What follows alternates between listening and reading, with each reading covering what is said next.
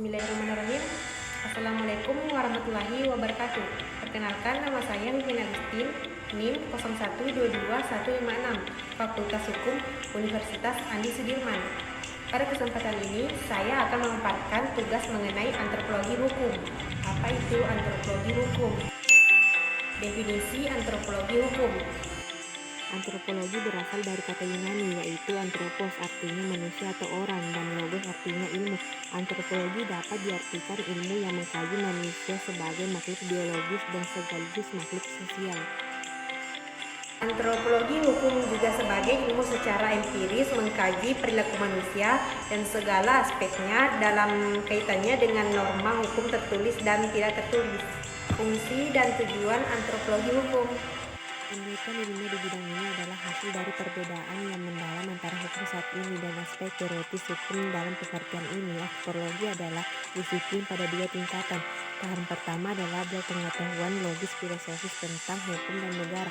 Tahapan kedua adalah kompleks terapan praktis yang pengembangannya mutlak diperlukan untuk penerapan langsung pengetahuan yang diperoleh dalam kegiatan hukum. Perbedaan antropologi hukum dan sosiologi hukum.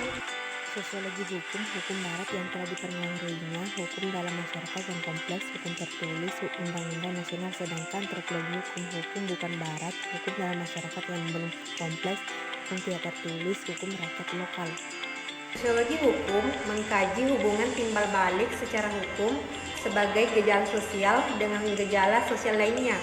Gejala sosial dalam sosiologi hukum terbagi atas dua bentuk pokok, yaitu struktur sosial dan proses sosial. Perbedaan antropologi hukum dan hukum adat. Antropologi hukum, objek perilaku manusia menyangkut hukum, metode pendekatan holistik, penelitian lebih banyak di lapangan, norma hukum yang nyata. Sedangkan hukum adat, objeknya norma hukum di luar perundang-undangan, metode pendekatan normatif yuridis, penelitian lebih banyak bersifat kepustakaan norma hukum yang seharusnya. Antropologi hukum dan hukum adat, jika dibandingkan, kedua ilmu ini hampir sama serupa sasaran objeknya, tetapi tidak sama metode pendekatannya. Objek permasalahan dalam antropologi hukum lebih luas, oleh karena perilaku manusia bermacam-macam, sifat dan watak tingkah lakunya berbeda-beda dan berubah-ubah, dipengaruhi keadaan waktu dan tempatnya. Sedangkan dalam hukum adat, perilaku-perilaku seperti itu tidak banyak dibahas, lebih menekankan soal norma dan perilaku hukum adat yang harus ditaati. Sejatinya, kita harus berpijak bukan pada kebutuhan ilmiah, tetapi juga kebutuhan pembangunan dan pembinaan bangsa. Sekarang ini di Indonesia telah banyak terpengaruhi oleh perilaku dan karakter bangsa berat dan meninggalkan karakter dan perilaku asli bangsa Indonesia. Antropologi hukum dan etnologi. Etnologi bahasa Yunani, etnos bangsa adalah ilmu bangsa-bangsa yang mempelajari unsur-unsur atau masalah-masalah kebudayaan suku, bangsa, dan masyarakat penduduk suatu daerah di seluruh dunia secara kooperatif dengan tujuan mendapatkan pengertian tentang sejarah dan proses evolusi serta persebaran kebudayaan umat manusia di muka bumi. Etnologi adalah salah satu cabang ilmu antropologi budaya.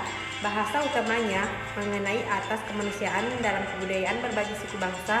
Lingkup utamanya adalah penyebab perbedaan pola pikir dan pola perilaku individu dalam suatu kebudayaan. Jika dikhususkan dalam perspektif hukum, maka ilmu ini menjadi etnologi hukum atau disebut dengan antropologi hukum. Antropologi hukum dan sosiologi.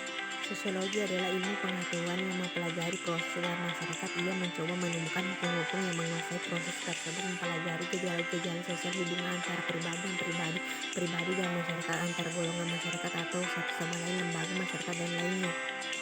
Jika yang dipelajari dari beberapa perbedaan antara antropologi hukum dan sosiologi hukum, di masa sekarang dua ilmu ini sudah bertemu di lapangan yang sama, baik di desa ataupun di kota, dikarenakan negara-negara terbelakang sudah mulai maju. Kemajuan ilmu pengetahuan dan teknologi serta globalisasi mendekatkan hubungan antara bangsa yang satu dan bangsa yang lain. Antropologi hukum dan psikologi sosial. Ilmu sosiologi sosial atau ilmu jiwa masyarakat mempelajari perilaku manusia sebagai makhluk sosial masyarakat, bagaimana perilaku seseorang dalam masyarakat, pengaruh individu atas masyarakat, peranan seseorang pemimpin atas suatu organisasi, dan lain sebagainya. Titik perhatiannya pada bagaimana pergaulan antara orang yang satu dengan orang yang lain, antara individu dan masyarakat, bagaimana sikap, perilaku, dan latar pembawaannya dalam melakukan kegiatan sosial, budaya, ekonomi, politik, dan hukum. Oleh karena itu, antropologi hukum juga mempelajari perilaku manusia dengan mengutamakan penelitian kasus perselisihan yang terjadi dengan norma-norma hukum dan perilaku hukum berdasarkan kenyataan yang sungguh berlaku. Maka dengan memiliki ilmu psikologi sosial, maka studi antropologi psikologi sosial merupakan ilmu pembantu bagi antropologi hukum dan religi. Religi atau keagamaan mengandung arti adanya hubungan manusia dengan kekuasaan yang berada di luar kekuasaan manusia. Adanya hubungan manusia dengan kekuasaan gaib dikarenakan manusia mempunyai kepercayaan atau keyakinan terhadap kekuasaan luar biasa di alam sekelilingnya. Di dalam perkembangannya, manusia percaya bahwa ada alam semesta dan isinya karena kekuasaan kesaktian yang mengadakan dan menentukannya. Wujud dari kepercayaan itu nampak manusia melakukan acara pemujaan, penghormatan, dan upacara keagamaan yang dilakukan dengan berbagai cara, baik yang dilakukan perseorangan, kelompok, bersama, maupun melalui perantara. Itulah pentingnya pengetahuan agama dalam studi antropologi hukum. Pada masyarakat pedesaan, ialah sebagai sumber bahan untuk memahami perilaku hukum anggota masyarakat. Manfaat antropologi bagi praktisi hukum. Bagi para penegak hukum yang berbekal antropologi hukum, penyelesaian hukum tidak hanya sebatas penyelesaian di persidangan, pengajuan banding, atau hingga proses kasasi yang bersifat final dan berkekuatan hukum.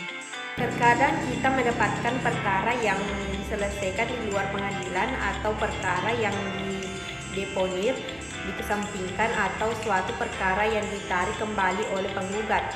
Kesemuanya untuk dilakukan pertimbangan yang bersifat antropologis atau boleh jadi bersifat politis. Manfaat bagi praktisi politik. Manfaat antropologi hukum bagi para praktisi ialah sebagai tolak ukur sejauh mana praktisi itu berperilaku politik dan berperilaku hukum. Misalnya dilihat dari pengertian ilmu politik bagi para pejabat pemerintah negara, bagi para pemegang kekuasaan power, bagi para pengambil keputusan decision making, bagi para pembuat kebijakan polisi, bagi suatu pembagian distributor atau alokasi allocation. Aturan-aturan dan kebijakan umum di atas tidak lain adalah perilaku manusia, di mana hukum itu adalah akibat perilaku politik manusia. Manfaat bagi pergaulan masyarakat. Latar belakang budaya dan agama, bahasa dan adat sopan santun serta perilaku hukum berbeda, maka cara pendekatan terhadap orangnya berbeda pula. Antropologi hukum akan dapat memberikan sumbangan pemikiran tentang suatu golongan masyarakat, misalnya dengan menerangkan tentang susunan masyarakat hukum adat dan istilahnya, sifat watak perilaku orang-orangnya, cara berkenalan, cara berbicara, cara berunding, cara menyelesaikan perselisihan, dan lainnya. Budaya hukum dan tipe budaya hukum. Pengertian budaya hukum. Budaya hukum adalah tanggapan umum yang sama dari masyarakat tertentu terhadap gejala-gejala hukum. Tanggapan itu merupakan kesatuan pandangan terhadap nilai-nilai dan perilaku hukum. Jadi suatu budaya hukum menunjukkan tentang pola perilaku individu sebagai anggota masyarakat yang menggambarkan orientasi misalnya terhadap kehidupan hukum yang dihayati masyarakat. Tipe budaya hukum terbagi menjadi 3. Masyarakat budaya parokial. Cara berpikir masyarakat masih terbatas, tanggapannya terhadap hukum hanya terbatas pada lingkungan sendiri. Pemimpinnya bertindak serbaguna, ia sebagai kepala suku sekaligus sebagai kepala adat atau agama. Ia bertindak sebagai polisi, jaksa, hingga hakim yang memutuskan perselisihan warga adatnya. Ketergantungan warga terhadap pemimpinnya teramat besar sehingga watak atau karakter pemimpinnya akan mempengaruhi sistem kepemimpinannya. Segala aturan yang dikeluarkan oleh pemimpin dianggap benar dan tidak ada yang berani untuk menentang karena takut adanya sanksi dan sejenisnya. Masyarakat budaya subjek. Cara berpikir masyarakatnya sedikit berkembang, telah timbul kesadaran hukum yang umum. Masyarakat belum terlibat secara aktif dalam pelaksanaan hukum karena pengetahuan, pengalaman, dan pergaulan masih terbatas. Ketidakinginan untuk terlibat dalam hukum juga diakibatkan karena adanya rasa takut pada ancaman yang dapat timbul oleh penguasa. Rasa ketidakberdayaan mengakibatkan Sikap pasif terhadap kebijakan yang diambil oleh penguasa. Ketaatan atas kebijakan bukan berarti menerima dengan ikhlas, tetapi sikap penerimaan dan penolakan tidak dinyatakan secara terbuka. Masyarakat budaya Paskipan. Cara berpikir dan perilaku masyarakat yang berbeda-beda. Sebagian masih berbudaya takluk subjek, namun sudah banyak yang merasakan berhak dan berkewajiban berperan serta. Setiap orang sudah merasakan mempunyai kedudukan, hak dan kewajiban yang sama dalam bentuk hukum dan pemerintahan, baik yang menyangkut kepentingan umum, keluarga maupun pribadinya.